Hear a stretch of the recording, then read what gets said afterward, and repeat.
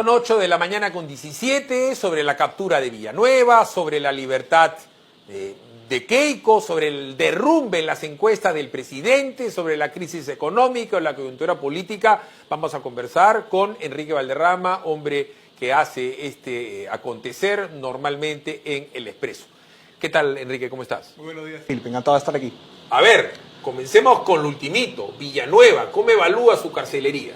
Bueno, primero hay que decir una cuestión fundamental, que esto es un elemento más, en realidad, del debilitamiento, de alguna forma, también del Ministerio Público, que es una de las cosas que ha estado estos días en boga, porque dentro de los que han sido intervenidos, ha estado una persona que justamente es parte cercana, importante, y ha participado, incluso colaborando estrechamente con los fiscales del equipo especial, que ha sido parte un poco de esta articulación que quería hacer Villanueva para tratar de influir y para que su caso, pues naturalmente, trate de tener lo menos posible sanción o tenga de alguna forma la idea de poder eludir su responsabilidad, que en realidad es bastante evidente.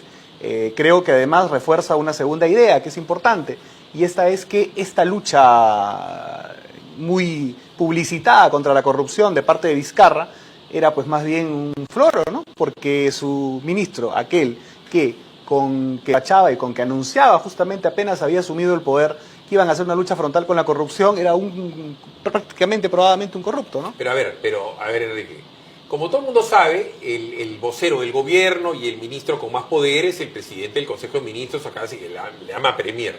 Pero las dos cosas principales que hace este señor es política, porque ya se sabe que no hacen aeropuertos, no hacen puentes, no hacen cambio, eso como que ya se sabe. Pero las dos cosas principales que hizo Villanueva es atacar a Chávarri con este cuento de los cuellos blancos, que se sigue cayendo todos los días, y además el tema del acuerdo con Odebrecht, porque la anticorrupción con Odebrecht, y él defendía tanto que lo botan a Salvador Heresi por una llamada por teléfono, ojo, y lo ponen a Ceballos y siguen con el acuerdo en donde supuestamente le vamos a devolver plata a los choros. Hábleme de esas dos, tú lo ves así también, de repente yo estoy equivocado.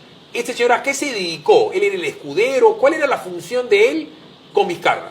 Mira, yo creo que la relación que él tiene con Vizcarra es anterior a de estrecha relación anterior a la presidencia de la República, y es justamente el operador principal de este asunto de la vacancia de Kuczynski. Y él es premiado justamente asumiendo el Consejo de Ministros cuando Vizcarra empieza a gobernar.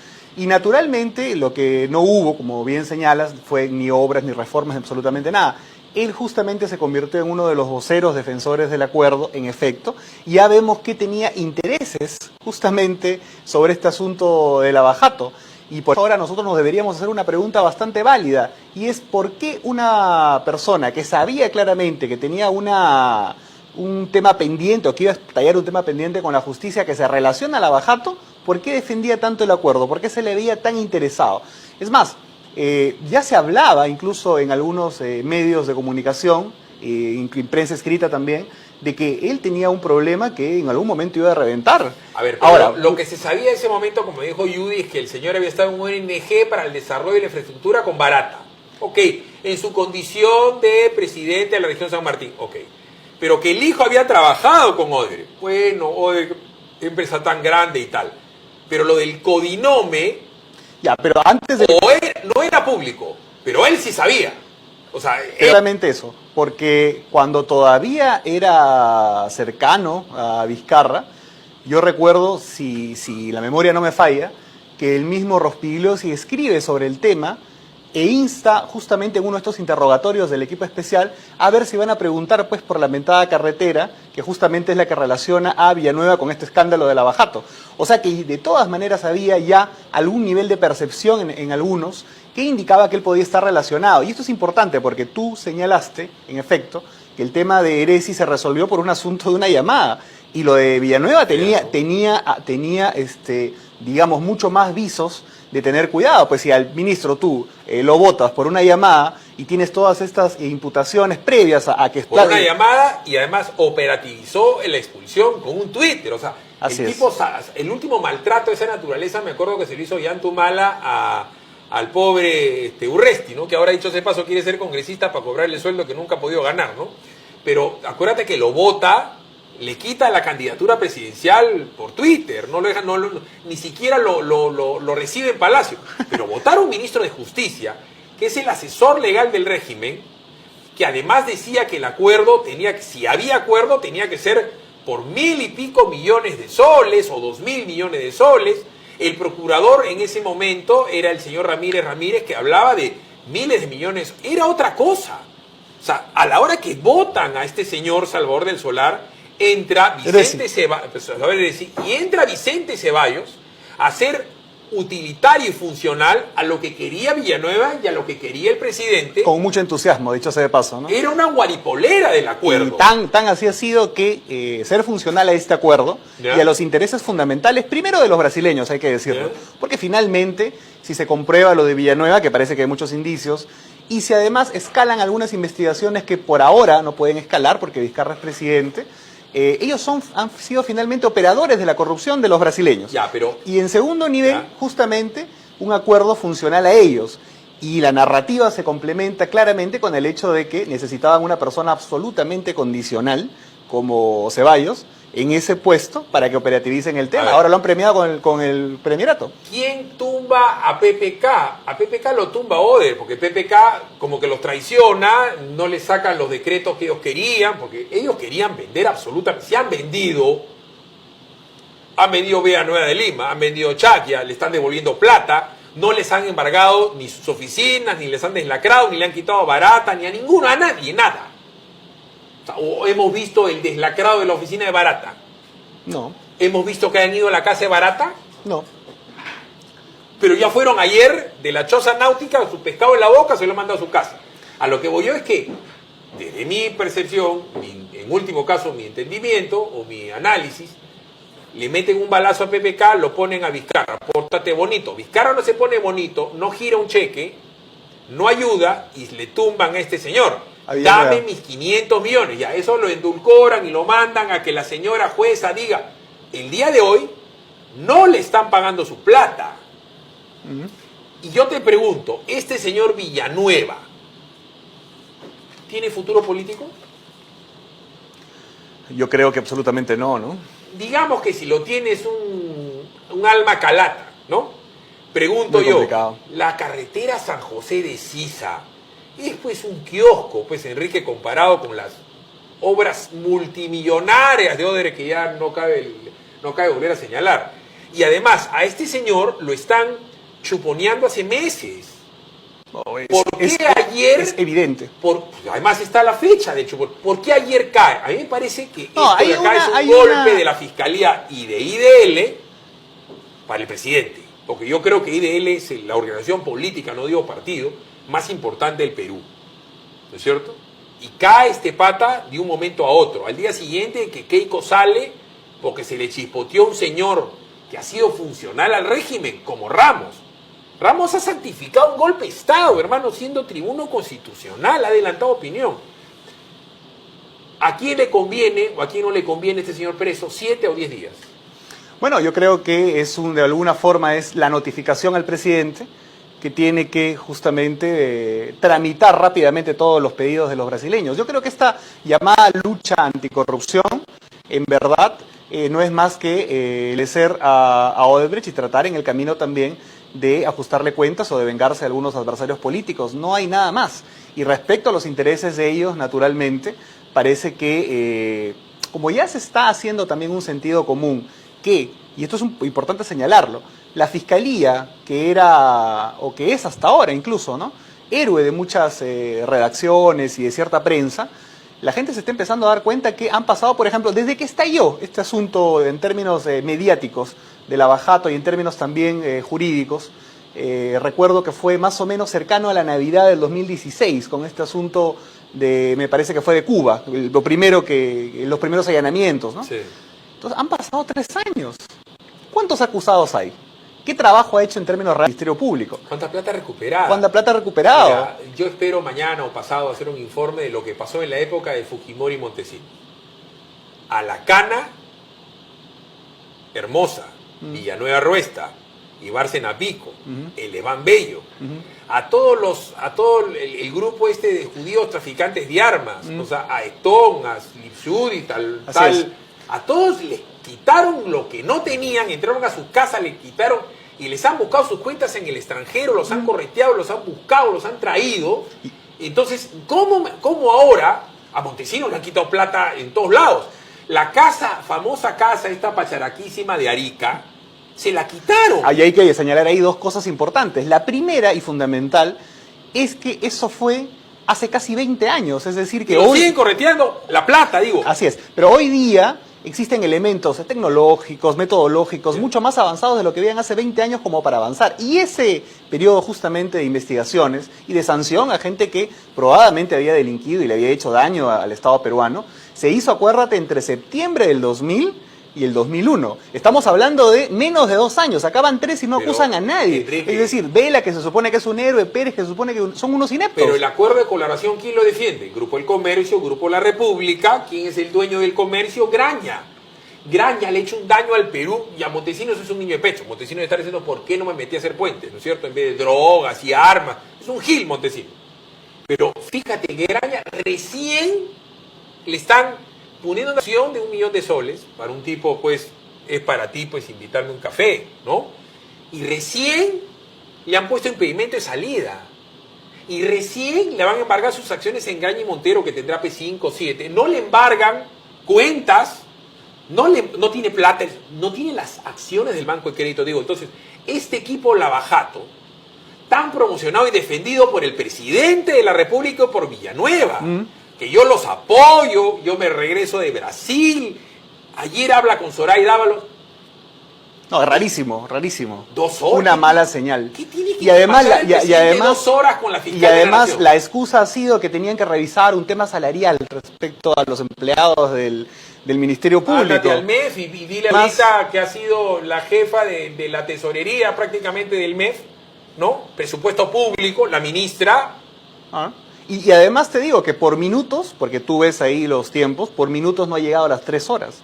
3 horas han estado discutiendo el tema supuestamente salarial de los empleados del Ministerio Público. Pero yo creo que han estado coordinando, entre otras cosas, los efectos que de va a eso traer este tema de Villanueva. Y Que sale justamente, y por eso te digo, que hay una, me parece, presiento, intuyo, que hay un manejo de tiempos bastante perverso, porque sale este asunto de Keiko Fujimori, que es un duro golpe. Este es el primer golpe, digamos, contundente respecto a la capacidad que ha tenido justamente el Ministerio Público para actuar correctamente en un caso determinado, más allá de su culpabilidad. yo diría que el segundo, fíjate que lo de Yantumala y Narín ya tiene tiempo, y yo comprenderán, no soy ni humanista, ni nacionalista, ni nada, pero se ha pasado todo este tiempo y no hay una concesión fiscal sólida con respecto Muy bien, es cierto. Al desbalance patrimonial de 12 millones de soles. Pero acuérdate que eso fue antes del empoderamiento y del estrellato mediático de los fiscales. Ya, ¿ah? pero por Entonces, eso, o sea, el TC les enmienda la plana. Ok, ahora los fiscales están aplaudidos que logran. Digo esto porque hay que ver varias cosas. O sea, el presidente al tener a su primer ministro en la cárcel, estos patas son los capos de ponerte un libreto, como se lo pusieron a Nava, ¿no es cierto? Lo de Nava ya la gente se olvidó. Nava no es colaborador eficaz. O sea, lo que dijo Nava de García no tiene que ser ni corroborable. A es un Nava lo testimonial. sacan por un tema humanitario. Miren. Entonces, Villanueva está donde está, con la edad que tiene Villanueva. Colusión, cohecho. Son 10 años de cárcel. 8 y 8, 16. Es funcionario público. Villanueva no te digo, en se esas, va a morir en la cárcel. en O esas sea, circunstancias, el tipo va a poder firmar lo que le pongan al frente. ya, entonces, ¿a quién amenaza la situación de Villanueva? A los funcionarios que hicieron la carretera San José de Sisa. No. Villanueva le sabe al Es presidente. una notificación directa a Vizcarra, está clarísimo. Ahora bien, si Vizcarra deveniera en una vacancia presidencial, para eso tiene que haber Congreso.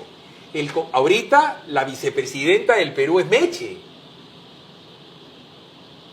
¿La vicepresidenta del Perú es Meche o no es Meche? Sí, claro, pero ahora, esta circunstancia todavía estar y verla el 26 de enero.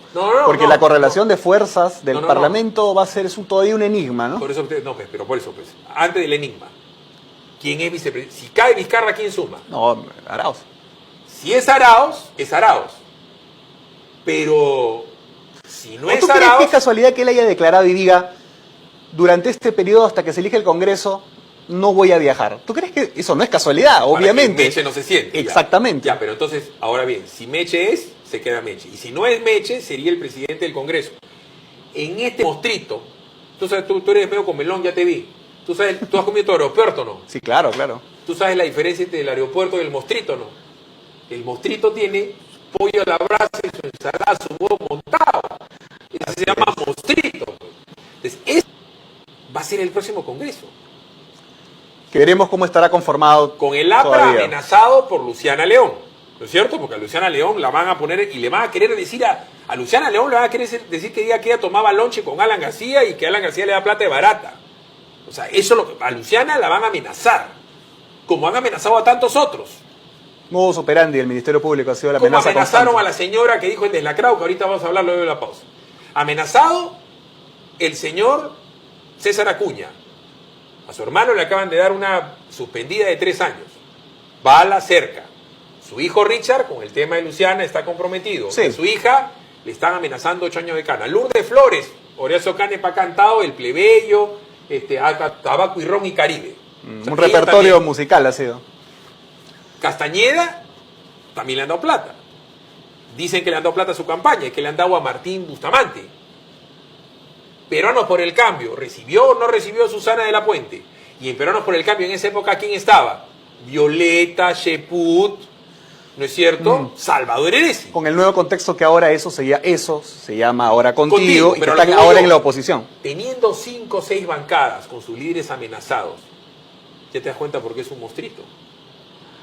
¿Quién tendría poder sobre la fiscalía y sobre los fiscales y sobre Vizcarra si es que le tienen una información? Porque tú has visto que las informaciones salen 6 meses después, 7 meses después. No, el tiempo, los tiempos con los que manejan son claramente pensados políticamente, no es una casualidad, es obvio. Vamos a la pausa y vamos a regresar con Enrique para ver lo de Keiko. ¿Cómo es que inclina la balanza alguien que ha santificado un golpe? Porque para mí, yo estoy absolutamente decepcionado del accionar del TC. Han consagrado un golpe de Estado. Vamos a la pausa. Keiko sale. Esa es una foto. La economía está pésima, no mal, pésima. Y los choros, Enrique, si antes que no lo chapaban, ahora lo chapan y se salen de la comisaría, del patrullero, de todos lados. De los penales. De los penales, en fin. Vamos a la pausa, ya saben que el celular que Enrique le va a regalar a una de sus múltiples enamoradas está en Compupalas. A una le va a regalar un Xiaomi, a la otra le va a regalar un Huawei, a la otra le va a regalar un iPad, a un iPhone. El hombre tiene, pues entonces va a Compupalas, compra uno para cada uno, queda como un campeón con diferentes regalos y a todas le dice, te quiero mucho, feliz Navidad. Y ninguna de ellas se entera. Si lo quieren ampallar, señoritas, vayan a Compupalas, ahí va a estar Enrique comprando el celular de la marca que usted quiera, para todas ustedes. Un G que es el hombre. Él es el, ¿cómo se llama? Este que tenía 6 esposas, ¿cómo se llama? Badani. Él es el Badani en los celulares. Vámonos a la pausa y regresamos.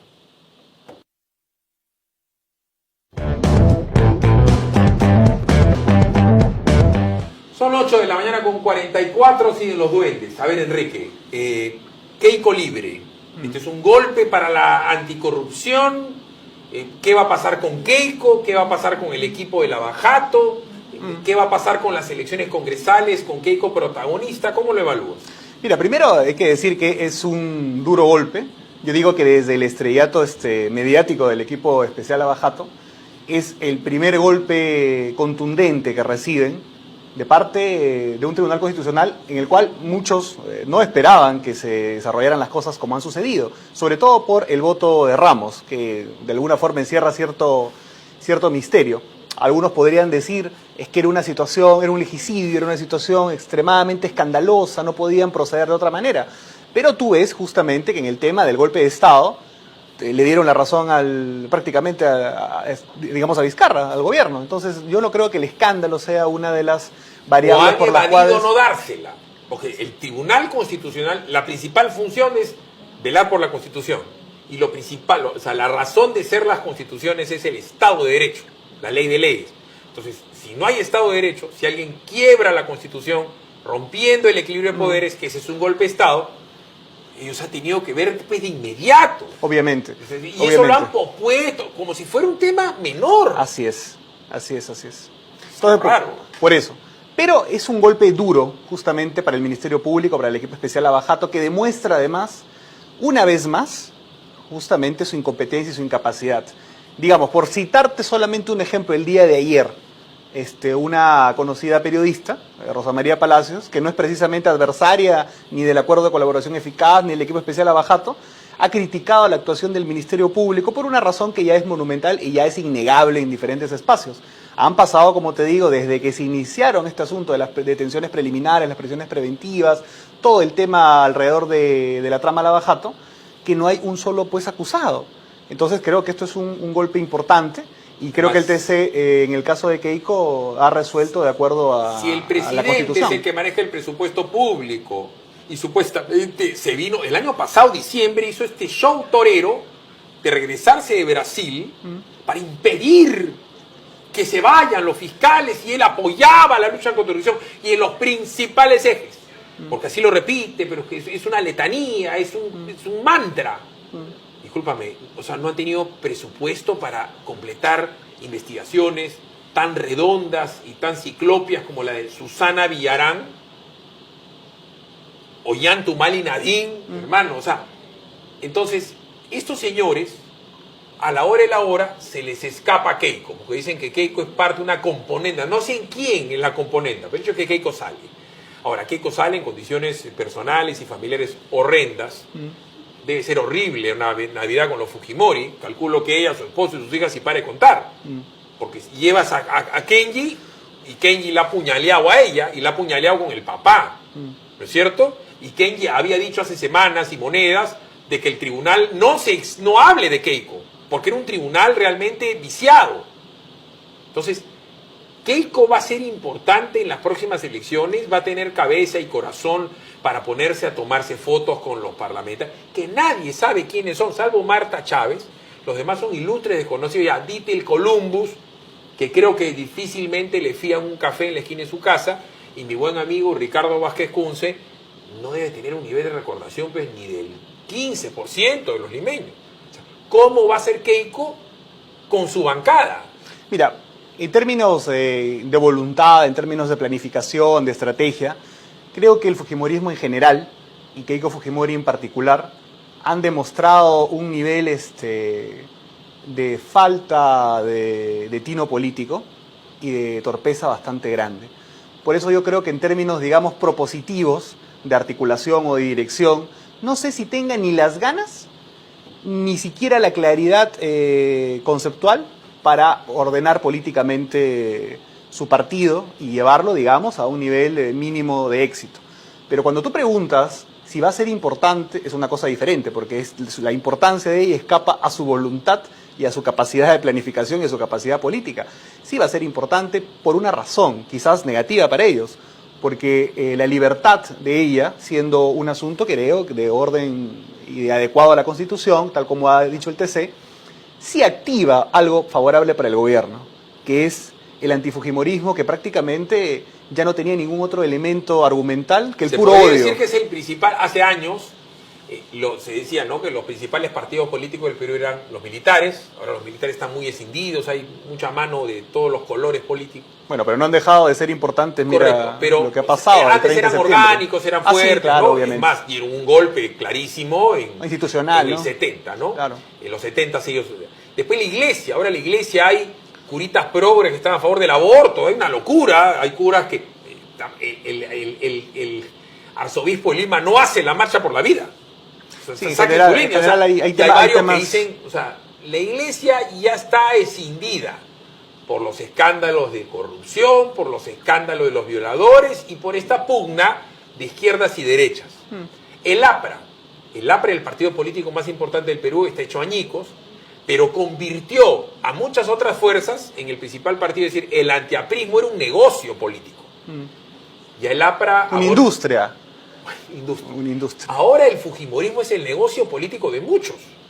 Fundamentalmente el presidente, en este momento, que tiene que ver cómo llega al término de su mandato en condiciones sociales viables. ¿Y por qué te digo esto? Porque mientras hay show judicial, mientras hay escándalos mediáticos asociados a una aparente lucha contra la corrupción que no es tal, el panorama social y económico del país en realidad está Ahorita bastante vamos a complicado. llegar a la economía. Entonces, pero sale Keiko y puede ser la piñata en libertad que él estaba esperando y necesitando ponte justamente. en el pellejo de, a ver, tú has mencionado a Rosa María, Álvarez Rodríguez, Tafur y todos los señores estos. Tú les quitas a Alan García, o sea, van a patear el cadáver y van a patear el ataúd tiempo después, ok, pero ya no es un insumo continuo.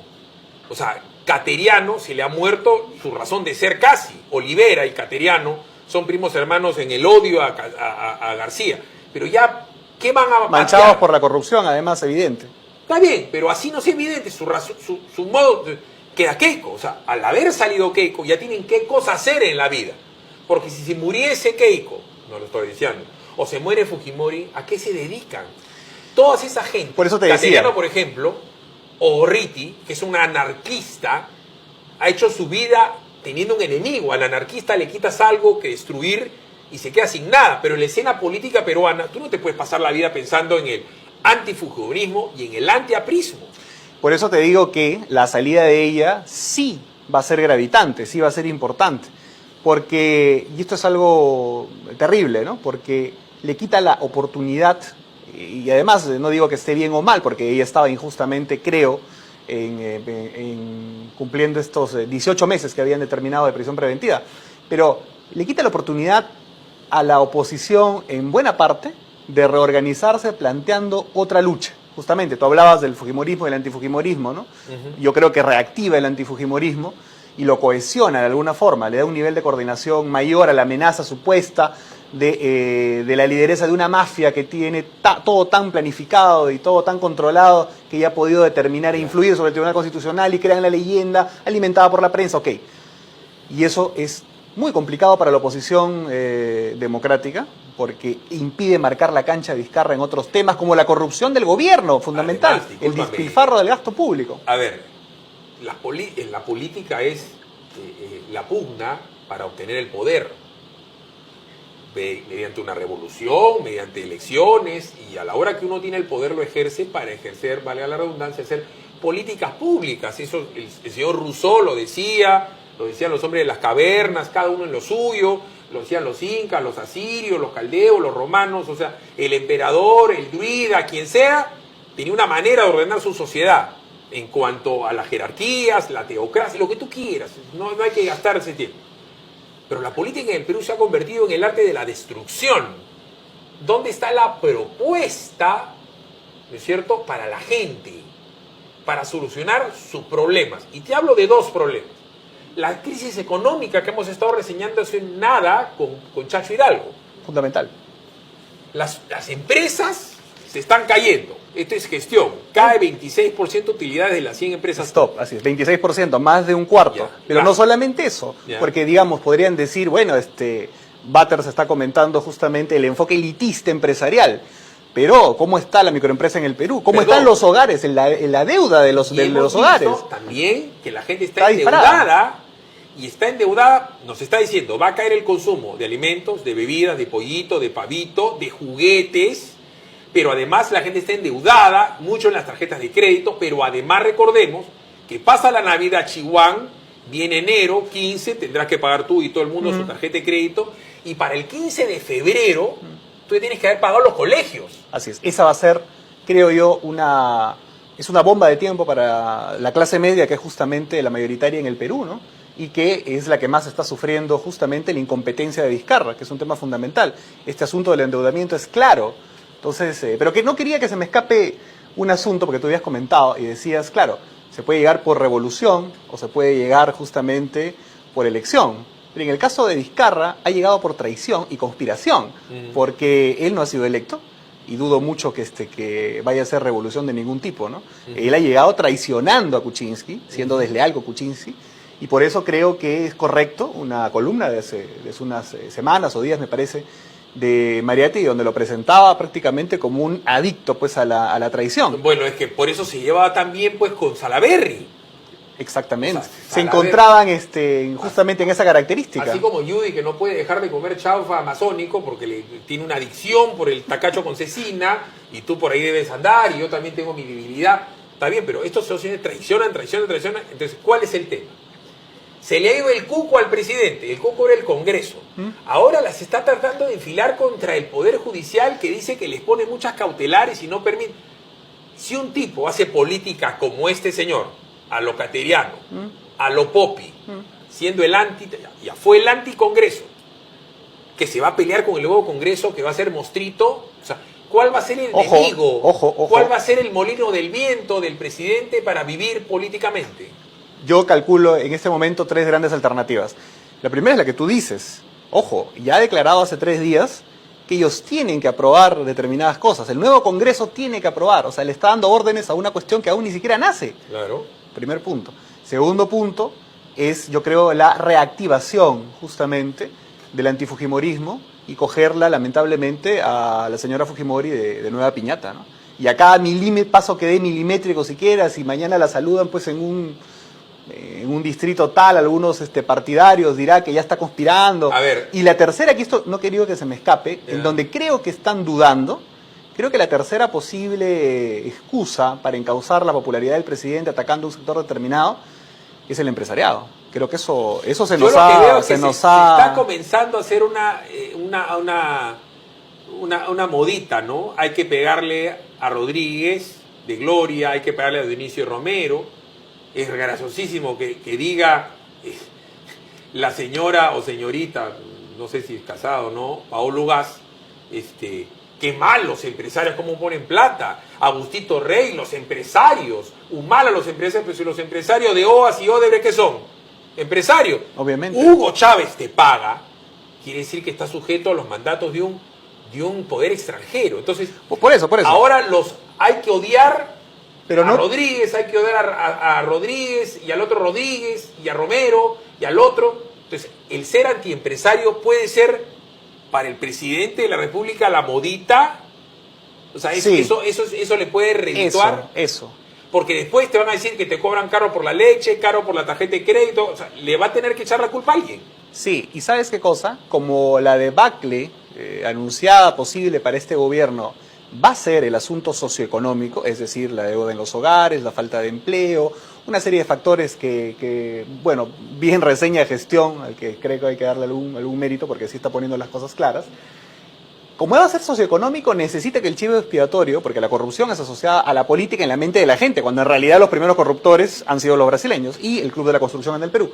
Como el problema va a ser socioeconómico, van a enfilar justamente sobre aquellos que aparentemente tienen ganancias excesivas a costa justamente de las grandes mayorías. En algunos de los casos, cierto, pero esto es un argumento de manipulación muy complicado que al país no le va a hacer absolutamente bien. Evidentemente hay muchas cosas que reformar, pero lo que está haciendo Vizcarra es demagogia, es populismo. Pero aún estoy sintiendo que están ensayando, todavía no terminan de tomar una decisión. Me parece que el sector empresarial va a ser una circunstancia en la cual lo van a meditar aún. Más tentador, sin duda, va a ser el nuevo Congreso y inmediatamente golpearle todo lo que puedan al fujimorismo. ¿Y qué le irá a pasar a Mulder? El hombre de la ley Mulder en los medios de comunicación lo va a querer triturar, va a tener posibilidad de debatir Mulder, porque el APRA ahorita es Mulder. O sea, si Mulder funciona como locomotora limeña, pasa la valla. Y si aniquilan a Mulder, vía Luciana o vía los medios que lo pueden acallar, se acabó el APRA. Entonces, hay un montón de cosas a evaluar del próximo Congreso. No te pierdas sobre la noche una nota de Combate por Huila que hablar de inseguridad ciudadana, de cómo se escapan los choros, ¿ah? Va a estar interesantísimo. Se escapan del patrullero, se escapan de la comisaría, se le escapan a todo el mundo. Y la inseguridad ciudadana ni la economía está en la agenda del presidente. Parece que algunos se meten al Ejecutivo. Ha sido muy amable. Y ustedes también. Nos vemos en la noche en Combate por Willax a las 10. Nos vemos.